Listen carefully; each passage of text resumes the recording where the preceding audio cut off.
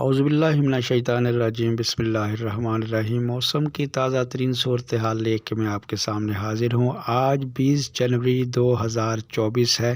موسم کی تازہ ترین صورتحال کے مطابق بارشوں کا یہ سلسلہ شمال مشرق کی بالائی اور جنوب مغربی بلوچستان کے کچھ علاقوں میں اور کشمیر بلتستان کے کچھ علاقوں میں آج سے مزید آنے والے 24 یا 48 گھنٹے میں یہ بارشوں کا سلسلہ شروع ہوگا، جس کی وجہ سے پہاڑوں پر برف باری اور چند ایک مقامات پر ہلکی بارش کا سلسلہ شروع ہوگا۔